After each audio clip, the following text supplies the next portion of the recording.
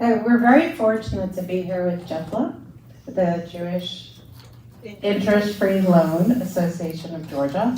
And one of the great things about this program and partnering with JFLA is that if you do want to go to Israel, JFLA can help you get there with loans. You apply and if it checks out, you've got some support. It's much better than, and I know this personally, running up a credit card bill. We don't want to do that. So there's more information on the table. Please do not hesitate to take. I think we had a slide that was, we want to thank our partners, of course, the Jewish Federation of Greater Atlanta, Israel and Atlanta, the Consulate General of Israel to Southeast United States, and Congregation B'nai Torah for making this possible, and our promotional partners who share the information that you all have that hopefully you're here with us because of, and our media partners. And a little bit about Atlanta Israel Coalition. We're an all-volunteer organization, and our vision is a world free of anti-Zionism. We truly believe that anti-Zionism is anti-Semitism. They go hand in hand, and I think today we're seeing more of that than ever. So that's our mission. We educate, we empower, and we unite. So we're non-political. We're going to have time for questions. We could leave politics out of it. That would be amazing because we are nonpartisan and we're non-denominational. We invite everyone to participate because we believe Israel is a human topic, not a political topic. Again, the Jewish Interest-Free Loan Association of Georgia, empowering members of Georgia's Jewish community with interest-free loans and financial education. And there are some of the criteria there. And so the maximum loan? The maximum loan is $18,000. And we're very fortunate to have the founder here, Nancy, thank you. No, executive director. The executive director. Our spokesperson. And her spokesperson, thank you.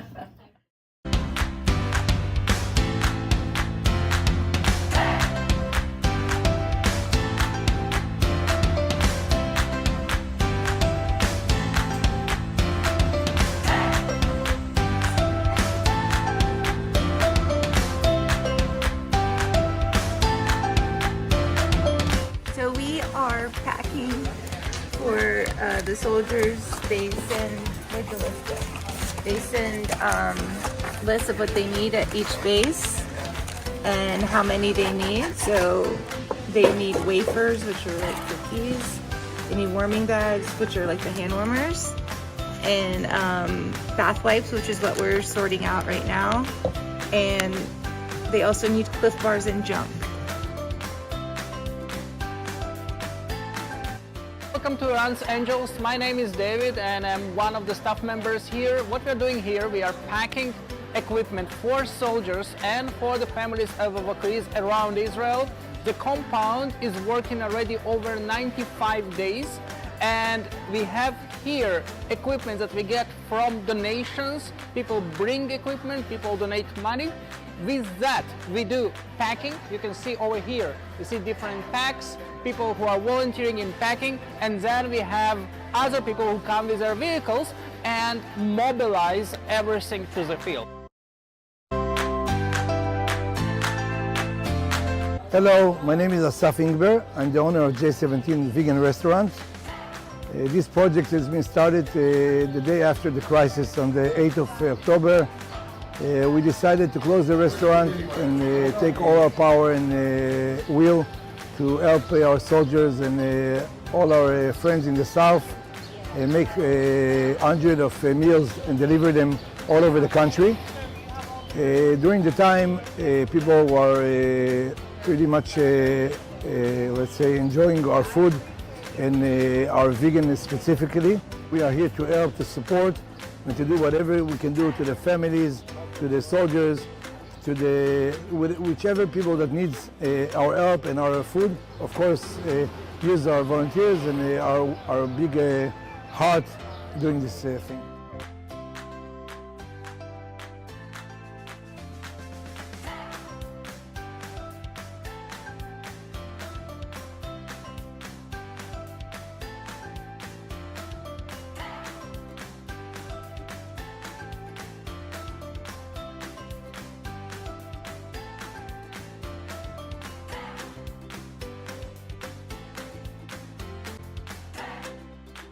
here's our panel and some of the places that they've volunteered. And I'm gonna ask that each of you introduce yourself, who you volunteered with and when you went.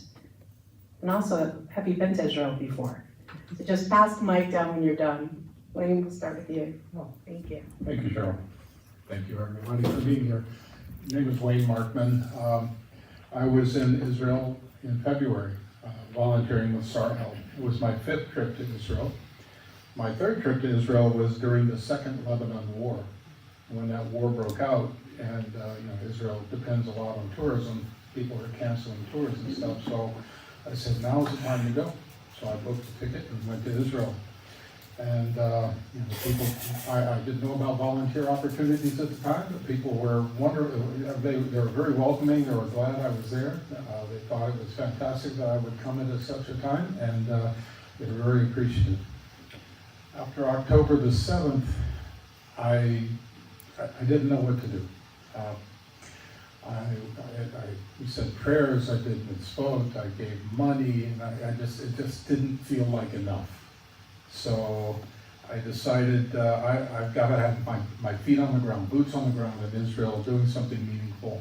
And I knew of Sarhel, a friend of mine had done Sarhel before, and I said, it sounds like a good thing to do. So I applied, and I went to Israel in February. I was there volunteering with Sarhel for 2 weeks. I spent almost 3 weeks in Israel. First week I was stationed at a army base in Hatzerim, which is near Beersheba in the Negev. And we were packing food to send out to the soldiers in the field.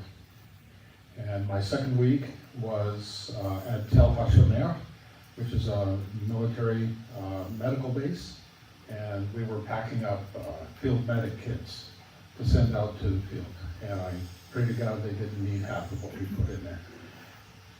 So it was a very good experience. I applied to go in January. It was actually it was November. It was after October 7th. I'm thinking what to do. So November comes around. I said I'm going to Israel. So I sent in my application, and ended up going in February.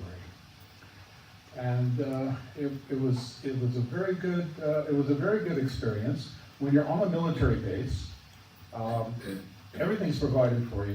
They give you a place to sleep. They feed you. You're there for the week. You don't get to go off the base. You have to stay on the base for the duration. The accommodations can be a little sparse. Some bases have tents and cots to sleep in, and some have like dormitory rooms. You have 2 to 4 people per room. Food is Army food, what can I say? But they're very appreciative of us being there, and I'm glad I went. And I do recommend the program, especially if you're on a budget, because it's a very inexpensive way to go to Israel and to volunteer, because they put you up for the time. You have to provide your own accommodations for the weekends.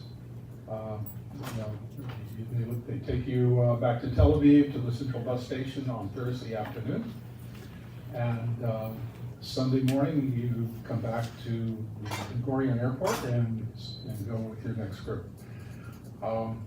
So the only thing you're responsible for is finding accommodations for the weekends. But everything else is covered, so it's a pretty inexpensive way to volunteer and do something meaningful in Israel. Welcome. Thank you. Sorry, if you don't mind, maybe you should just also say, if someone wants to do that, how do they sign up? Oh, we're getting there. Oh, sorry. You worry about it. Making you feel what it feels like.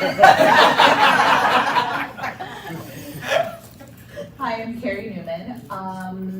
I was in Israel 3 weeks ago with my husband, and before that I was there in December and January. We have family on both sides, so I think this was like the low 20s number of times that I've been there. In fact, my husband and I met on an El Al flight on the way to Israel. We were randomly seated next to each other. And our 29th wedding anniversary is next weekend, so thank you. Anyway, so we wanted to go mostly, I'll be honest, to visit our family. They're having a very hard time. Everyone's safe, thank God, but also it's just I don't have to tell any of you if you're here, you already know it's been a really, really rough 10 months. And our family members have ranged from grandparents to very young grandchildren, and we speak to them many times a week, but there's no substitute for showing up. So we went 3 weeks ago just mostly to hang out and bring them fun treats and snacks and treasures from here. And then that also freed up a lot of room for us to support the Israeli economy and purchasing lots of treats and fun snacks and things to bring home, which we did. But in the meantime, we also felt like we couldn't just go, and it wasn't a vacation in the way of a vacation. So we looked for some independent places to volunteer, and we ended up at Pantry Packers several times. It's a facility in the Talpiot neighborhood of Jerusalem, and it's through an organization that's a Chabad organization. It's called Kolel Chabad, and it's a really amazing machine that they've put together. They pack food for thousands of families all over Israel. And so we were in the part of the facility that was packing the dry goods. And I can tell you more about that, but essentially we just packed beans for hours and hours and hours and labeled them, and they have a little thing that says like Newman family from Atlanta, packed with love. And so people all over Israel who will be on the receiving end of all of these dry goods will know that people came from everywhere to help provide for them. But Pantry Packers also is part of the Israeli government that provides essentially like their version of food stamps to people, but it's in the form of a credit card, so it doesn't look like food stamps. People can go to any grocery store and swipe their card just like anyone else, but they provide thousands and thousands of dollars of meal support, food support for food insecure families. So this ranges from like Holocaust survivors that have had support for many years all the way to people who have been evacuated since October 7th. It was really meaningful. It was air conditioned, which was truly a godsend because we were there, it was 1,000 degrees, and everyone was super lovely. I'll tell you more about it, but it was really worthwhile and quite easy. So it didn't require sleeping in tents. Hello, my name is Sarah Fabian, and I'm not sure, do you want me to go ahead and tell also my story? Yes. Well, I went in January with Atlanta Israeli Coalition with Cheryl. I was lucky enough to go with her and Tova. It was an incredible experience. My husband is Israeli. I've been 1,000 times to Israel. But this was just an amazing experience, being there and volunteering. First, I was there October 7th because we had just arrived on October 6th. And that next morning, I was woke up with sirens in Tel Aviv. And it was just paralyzing. The whole country was paralyzed for 24 hours, really. We were all glued to the TV.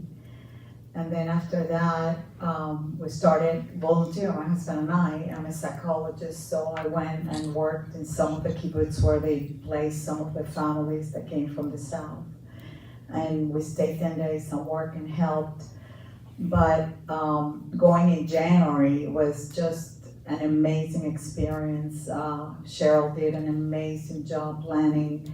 I was just looking at all the videos of all the things we did, and I had even forgotten that we did so much. We went in so many, we took a lot of bags from here full of things that Cheryl had been asked to bring, and we deliver clothes and snacks and crayons and toys, and we worked one day we went south to the hotel where the families, the displaced families from Kibbutz Be'eri were, and we played with the kids and worked with some of the families, and we did just about everything possible in Israel. We packed food, we cooked food, we deliver clothes and bags to one of the organizations in Tel Aviv. We went to work with children in the afternoon that were living in a hotel from another kibbutz. It was just very meaningful. People were so appreciative that we were there. They were just so happy to have us help them and just show love and support. We were welcome everywhere. We went to Jerusalem too. We were in Tel Aviv and Jerusalem, and we just went and helped in one of the thank Israeli soldiers. Yes. Oh yeah, that's where we pack all the stuff for the soldiers. So if you want to just do something really special in your life that will change your life, go and help in Israel. They need us. They need our money to go there and buy in the economy, and they are welcoming us with open arms to be there and help them, just the emotional support. I mean, even with taxi drivers, it was just amazing. They were just so impressed that we were there helping. It was an amazing experience. You won't regret it. Hi, I'm Wendy Klein, and I went to Israel in March. It was my third time in Israel. I went with JWC Atlanta, which is the Jewish Women's Connection of Atlanta, and through an affiliation with Momentum. So it was a women's trip, and there were 40 women from Atlanta, and then about 250 women from all over the country, and then another 200 women from all over the world. They came and descended on Tel Aviv and Jerusalem, and together we came together to bear witness as part of it and volunteer as the main part of what we were doing. Before I left, I had put together an Amazon wish list of things that I got in a list of things that people needed, the soldiers needed, and people here were so amazingly generous. I got more things to bring over. My suitcases were, so packed. I, asked for some, a certain number of things and got more lithium batteries than you could possibly imagine. I wanted 5, I think I got 25. And my entire dining room was taken up with stuff. It was incredible. I asked a number of the preschools, including the Chabad preschool, to have the students write letters to the soldiers. I had some of the most wonderful letters written to the soldiers. I had the Hillel from my daughter's school writing letters to the soldiers. Those were very different in tone than the little preschool ones. Those were very cute. My daughter's school were a little bit more harsh towards Hamas, but brought all of those as well. And so we had a different theme every day. We did a little bit of learning about what was going on, and then we went and bore witness. We went to the sites of what had happened, and then we gave back. And one day we went and we planted lettuce. We went and, because a lot of the people that were doing that either had left Israel or were serving. A lot of them had been kidnapped, many had been killed. So a bunch of 200 Jewish women were out there on their hands and knees in the mud planting lettuce. And the people that were there would come up and look at it and go, no, no. No. And then they'd walk away and we'd be like, well, what's yes? We do it, whatever. So here we were getting in the mud and doing it and feeling really good about, what we were doing and knowing that we were, helping to plan for the future. One night we went and we must have cooked 600 meals for the soldiers, and then somebody came and picked up all the meals that we cooked and brought them to an army base that night. And then one day we went, and it was right before Purim, we went to an organization, an incredible woman. I don't know if any of you follow a woman called The Real Hadassah on Instagram. She's amazing. If you haven't followed her, she's incredible. You should follow her. She helps the families left behind, the women who are left behind to take care of all the children. And, you know, the husbands go off to war and the women stay home. And I know that sounds very stereotypical. A lot of times women go off to war, but a lot of these wives stay home, they're taking care of the children. And so she really is giving back to these women. So she does meals, and she, you know, brings the kids toys, and she does all this stuff. She collects money and just makes parties for these kids. And so we went and packed Purim baskets for all of these kids, and, you know, as much candy and soda and whatever as we could put in them, and that was really fun. She's now done all sorts of things for soldiers. She somehow was able to get like a pizza truck and get it into Gaza, and she's done all this stuff for it. She's amazing. So we met her and we helped pack Purim baskets, and that was really fun. And then we went and met with displaced families who were staying at a hotel in Tel Aviv. We played with the children, we helped, you know, we met with the parents and mostly mothers, talked to them. And one of the, I'm trying to think of some of the other things, one of the most meaningful things I did, they brought a blood donation truck to our hotel, and I was able, I was looking back at my Facebook post, and it said, today I literally left blood, sweat, and tears, and I donated blood, and it was amazing just to know that I could help in that way. So just the opportunities to give are amazing, or they're endless. Karen, who's sitting back there, she was on my trip. You know, here's pictures of us planting and cooking, and it was just an incredible opportunity to give back. The gratitude we felt from everybody we met. People were thanking us profusely. It was like a thanking contest. They would be like, thank you so much. And we would, no, thank you. They're like, no, thank you. Women on our trip who lived in Israel, because they brought Israeli women who lived there to come be with us so we could hear their stories and hear about how their children were off at war. They were saying, you know, we didn't even pack our bags to come because we didn't really think this trip was gonna happen. We didn't think you'd come. They were so surprised and so amazed and so grateful that we were there. So it's just an incredible experience, and it just changes you so much if you have the opportunity to do this. I never felt safer. Standing at the Nova site, I will say that was the only time I was a little scared because I could feel the ground shaking from the bombs going off in Gaza. But the soldiers that were there were looking around, they looked at me and said, don't worry, that's us. I'm like, don't worry. I'm like, okay, but it's still a little unnerving, but okay. That was the only time I felt any kind of fear. But other than that, I never felt safer. I always felt like, you know, this is my place. I need to be here. So I highly recommend it. Yeah.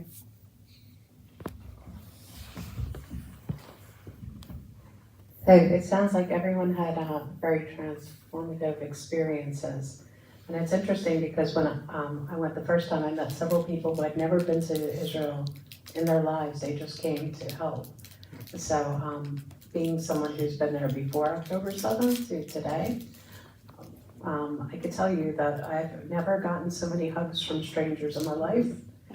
And, you know, it definitely was somewhat busy when we were there, but it wasn't as crowded the streets as it usually is, unless you're, of course, talking about the market on Friday before Shabbat hits, then it's very crowded.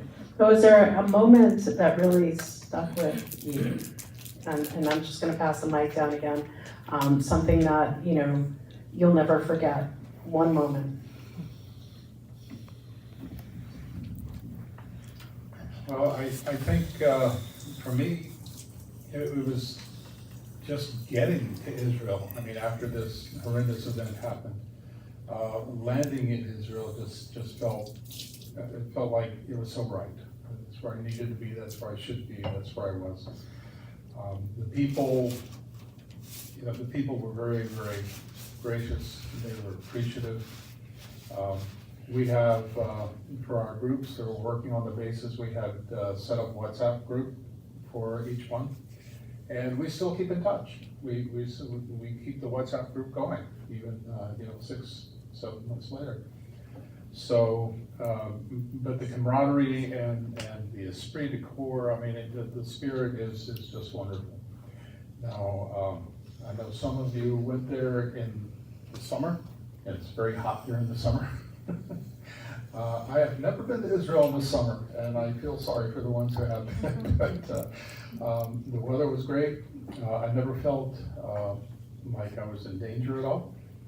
One night when we were in Hatzarim near Beersheba, Gaza is about 40 miles away, and we could hear some explosions in the distance because Hamas had been firing rockets towards the north, and the IDF was responding. There's an air base here in Hatzarim, and I'm sure some of the fighters from Hatzarim were participating in that. But we never once, while I was there, had to run for shelter, which was great. They told us where they were in case we had to, but never was necessary. But it was overall, it was a very good experience. So the moment that I want to share actually happened in Orlando, not in, is that okay if I? Yeah. Okay, so I was involved in the spring in a fundraiser through an organization called the Oshit Yad, which is like to extend a hand. That's the Israeli version of Make-A-Wish. And we raised $750,000 and brought 22 families of the children who were released in November in the hostage release. We brought those families to Disney for a week. And so I was involved in it because one of my relatives is the Hebrew Disney trip advisor. Like if you're Israeli and you speak Hebrew, you go to Noah and she makes the itinerary for you in Hebrew. And so the Oshit Yad reached out to her to help plan the trip, and she reached out to me to see if I know any Jews with money in the United States. So which it turns out, apparently, we are here.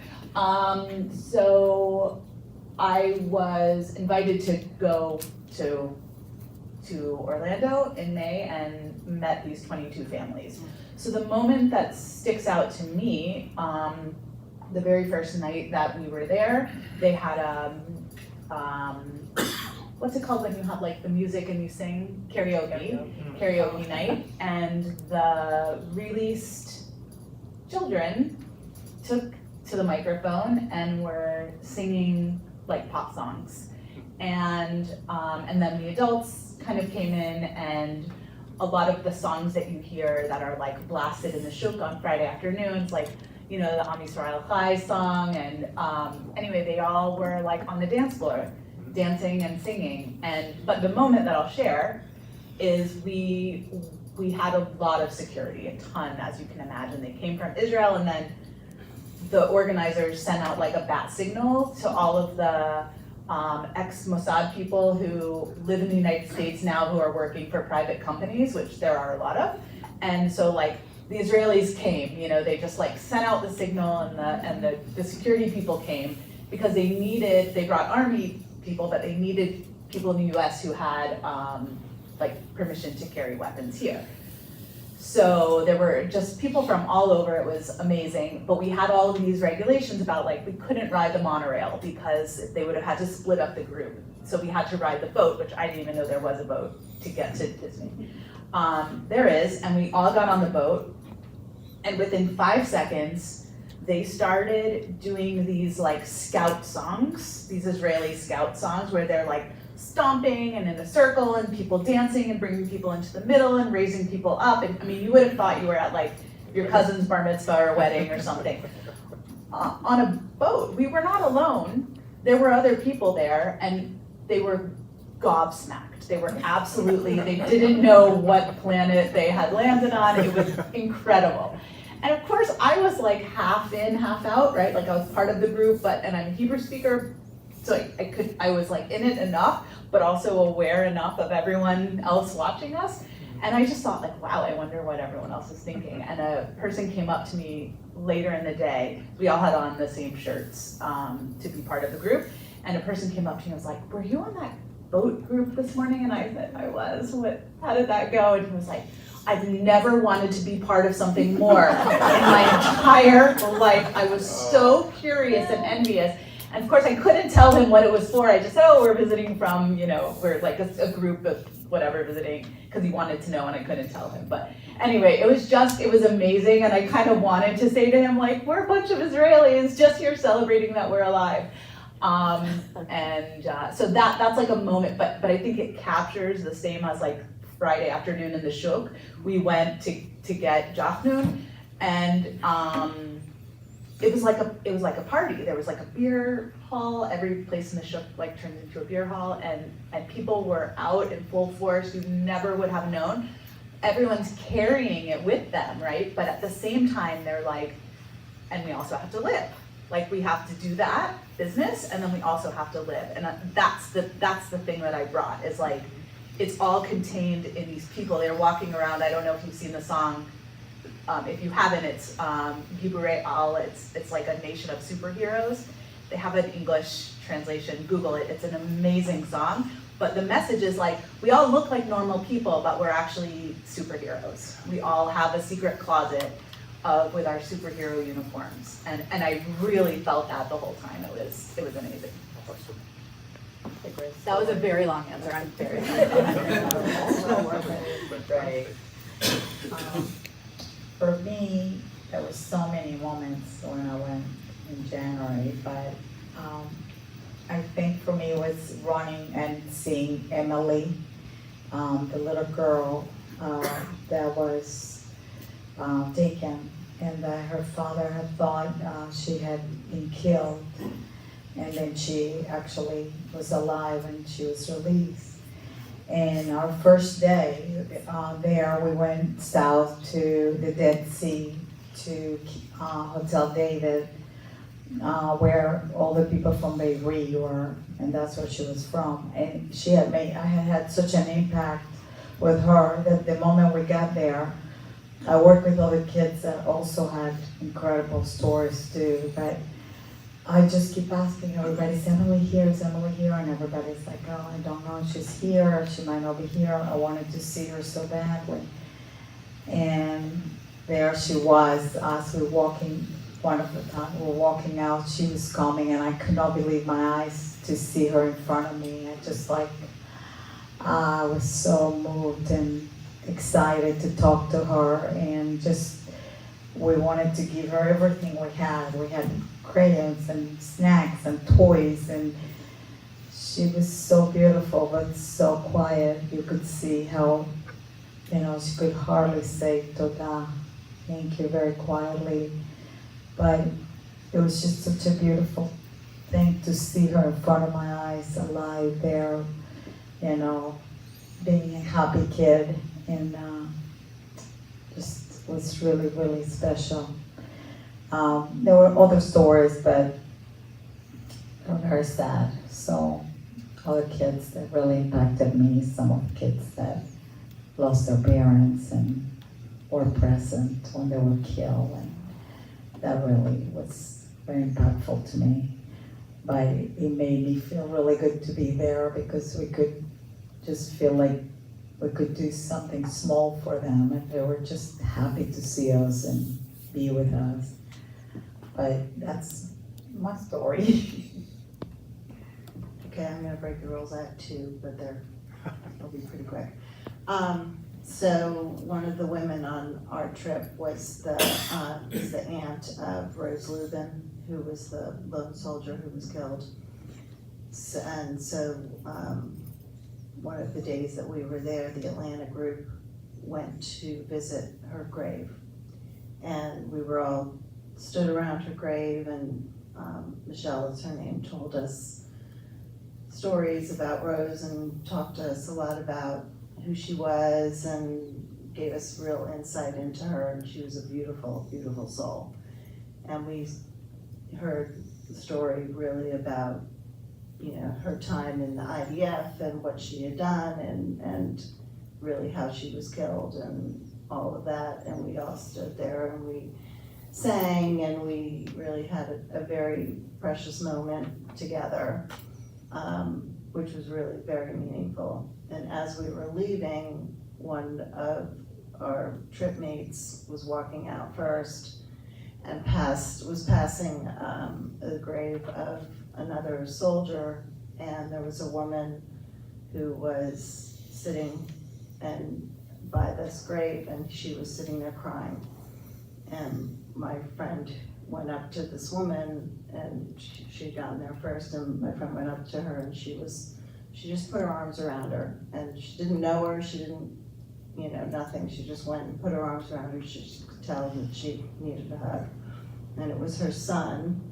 Karen, if I'm getting this wrong, just tell me. It was her son, and it was her son's birthday, and he had been killed. And so they were here, she was here to visit his grave. And so we all just kind of came and kind of surrounded this woman with sort of love and comfort, and you know, we just sort of sat there with her, and she told us a little bit about her son. And we didn't want to leave her. She was just, you know, it was just such a precious moment of us being there, being able to give her comfort. She said, oh, my family's coming, and you know, they'll be here soon, and we're having a party at our home later, or celebration of his life in honor of his birthday. And one of the women who was with us was able, you know, worked for an organization in Israel that somehow she was able to figure out who this woman was and who this, where they lived, and somehow was able to send a basket of goodies and treats to her home later for the party. She went there. Yeah, she brought the treats with her from us in honor of her son, and it was just such a meaningful way of us to connect with somebody, you know, to honor her son on his birthday. And it was just such a beautiful moment. So that really touched us, all of us. So that was one of something that really touched me. And I think I was watching Karen crying as I was telling the story. The other thing that I think really had an impact on me, there was another day where we went to an army base and we were feeding the soldiers, which was really nice, and I was giving out the letters, and all the kids wrote and whatever, and I found my daughter had said, ooh, if you see a really cute IDF soldier, you know. So I found the cutest one I could find, and I personally handed him my daughter and said, this is for my daughter. But unfortunately I couldn't take his picture because, you know, for privacy reasons. So anyway, and after we fed them, we came outside, there was a DJ, and it was like the story of, you know, you always hear with Israel, it's like the story of the end, you know, it's like we can be really, really sad, and really, you know, horrible things are happening, and you're celebrating, you're dancing in the streets, they're playing volleyball on the beach in Tel Aviv. We walked out, and all of the soldiers are dancing and singing and laughing and having a great time, and they pulled all of us in, and we were dancing, and we were laughing and singing and dancing with these boys who couldn't have been older than 20, 21 years old, and we were just like, it was an amazing experience to watch them just let loose and live and just enjoy, and it was the most incredible thing to watch these kids just be. Because you know that they were going to be very soon not going to be able to have this kind of joy in their life. And just to have that kind of experience with these kids was just amazing. If I could just really quick, because I think this is very meaningful. We went one day to the wall, to the Western Wall, And as we were walking in, the police is there standing before we walked in. And we told them, can we give you letters from, the kids and people from Atlanta? And they were actually very excited because Rose had served with them. And so we gave them some cards and letters, and we walked into the wall.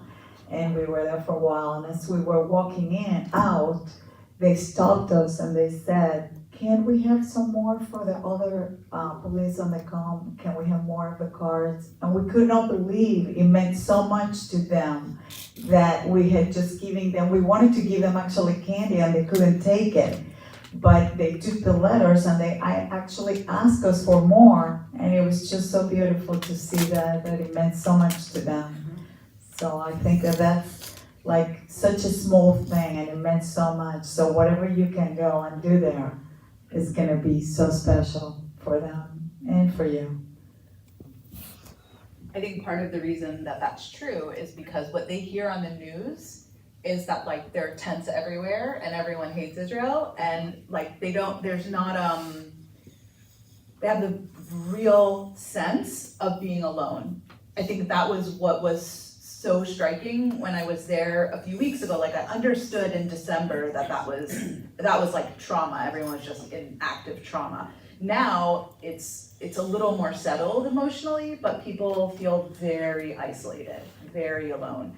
And so the fact that anyone cared enough, like I had a friend who runs a church group and they were learning about Israel, and she asked when I was going down to Florida, she asked, can my youth group write letters to them? And I was like, amazing. And so they like researched how to write things in Hebrew. They wrote like, it was, and the people were absolutely shocked that they weren't like universally loathed. I think that's their sense. And so just showing up and being like, no, we love you. We are you. We're with you. There's nothing that could happen over there is going to separate us from what's happening here. That sense of like we have a shared destiny, I think was really powerful. Along the lines of what Carrie and Sarah just shared, when we were at Hatzarim packing up boxes of food to send out to the soldiers, we were saying, there should be something else we can do. And we talked about it and said, we should write notes. And we wrote a bunch of notes, and we couldn't write a note and put it in every box because we packed thousands of boxes. But we wrote notes and put them in as many boxes as we could, as many notes as we could write. And we actually got feedback pretty soon from the field that the soldiers who opened the boxes had a note of encouragement or a blessing or whatever inside. It really meant a lot to them. And we heard back about that the soldiers really appreciated that. And it made us feel really good. I love this.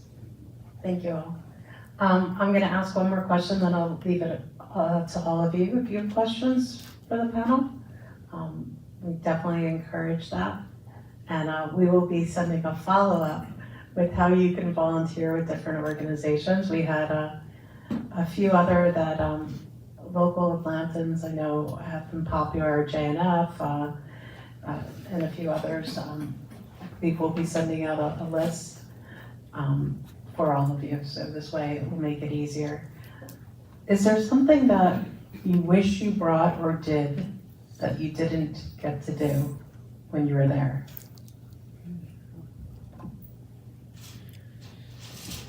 Well, I guess it was not having enough free time to go and explore Israel, but I wasn't there as a tourist. I had to remind myself, I'm not here as a tourist, I'm here as a volunteer. I'm here to do work. So yes, I had weekends off and I got to go to Jerusalem for Shabbat and spend time in Tel Aviv on the beach, and that was very nice. It would have been nice if I had a little bit more time. So I had 2 weeks volunteering, maybe another week to just explore the country, because it had been a while since I was there. And I would encourage anyone who goes there to take some time. I went to Dizengoff Square and saw all the makeshift memorials that they put up for the hostages at the Tel Aviv Museum. They call that Hostage Square now. They have all kinds of they have music, they have events, they have a mock-up of a Hamas tunnel that you can go through. It's very interesting to see all these things. I didn't have a chance to go to the cemetery in Jerusalem or Yad Vashem this time. I would have liked to have a little more time, but again, I wasn't there as a tourist. I was there to do work, and I was very happy to do it. I mean, every time I leave, I'm like, I need a whole nother lifetime. So I don't know that this time was any different, other than I just needed more time. And our flight actually was canceled because we were there right when all the flights were canceled. So we got a really lovely text message from Delta like the night before our flight, and then we got a bonus day, so I got to do some of the things that I didn't think I would have time to do.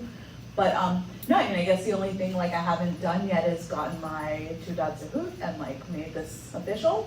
I have like 10 more years I need to wait, a little retirement, get my kids launched, and then I'm out of here. So yeah, I don't know, I guess that's the only thing, is like I didn't actually seal the deal, but there's time, hopefully. Okay, this is kind of a funny thing, but the one thing that I did take to Israel, and I'll tell you why. I have my son, my middle son, Danny. He actually went to Weber, and after finishing high school, he went and served in the Israeli army, and he did the full service of 3 years. When he was in the army, I went 7 times every year that he was there to see him, which wasn't enough. But I will always bring him Chick-fil-A, and I will bring big trays of Chick-fil-A. Well, he finished the army, he came home, and he's still going to school in Atlanta. He has 1 more year, but as soon as the war started, he wanted to go and serve. So he was there serving, doing actually the reserve, the Miluim, and I went and I brought 2 trays of Chick-fil-A sandwiches and Chick-fil-A nuggets and Chick-fil-A sauce, which is his favorite. And I took it to the base, and it was hilarious. Couldn't go in the base because there's no kosher, so the soldiers came out and they all ate the Chick-fil-A. We have pictures with them with the Chick-fil-A sauce and the Chick-fil-A baskets, and that was the one thing that I took. I think it was really fun for them and for me to take it. So. I really want to understand the logistics of I know. Yeah. I didn't see- see tax were required. I didn't see the smuggling of the Chick-fil-A. Well, I'll tell you That what must I have been did. the other tray. Yeah, I actually had it frozen. They gave it to me frozen in the trays, and then I took it in the plane. Of course, it's been cold, and immediately when I came, I put it in the freezer. And before I took it to him, it was in the oven, and took it to him. And that's right. That was my second trip. Yeah, like where were you After you. Chick-fil-A? Yes. I just thought that it's a good story because it said, what do you take there? So. Yeah. I do that in reverse, but with baked goods. So like an ungodly amount of baked goods come home with me. Yeah. People think they look in the bag and they're like, are you okay? I think the only thing that I didn't do was stay long enough. I would say that I would have liked to have extended my trip and stayed longer so I could have done more volunteer stuff. I don't know what, but I would have done whatever it was they needed. I never want to come home.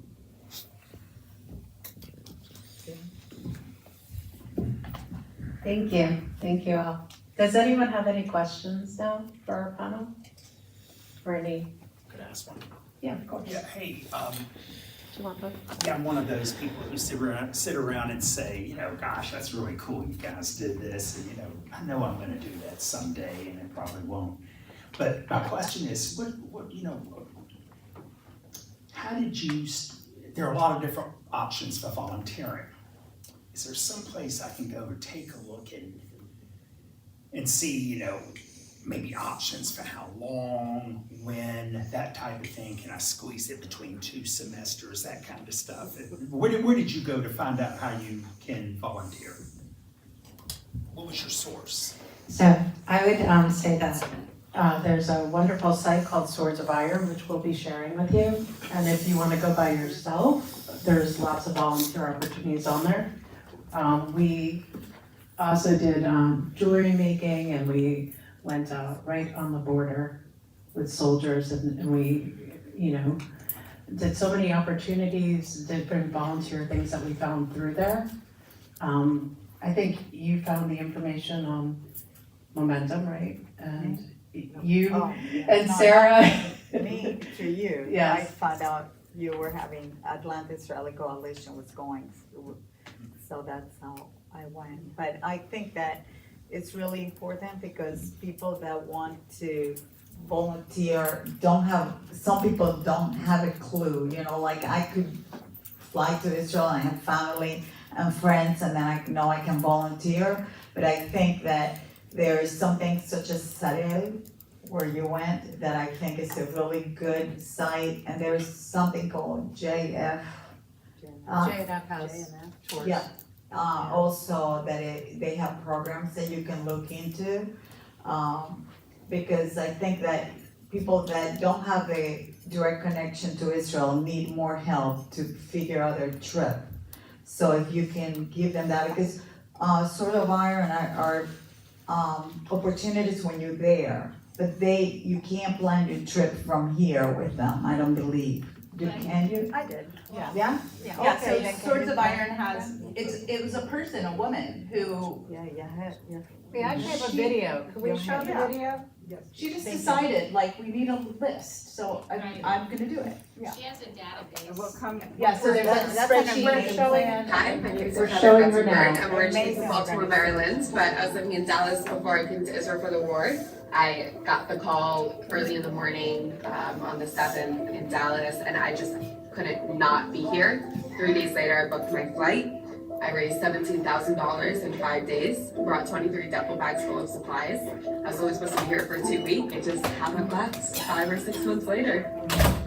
Since I've been here, my partner and I opened up a big Facebook group for volunteering. We basically centralized all volunteering efforts here in Israel. So if you want to come volunteer, or you want to come to Israel, or you're in Israel for a wedding, for any reason, you're able to just go to our page, see all the opportunities, and pick a place.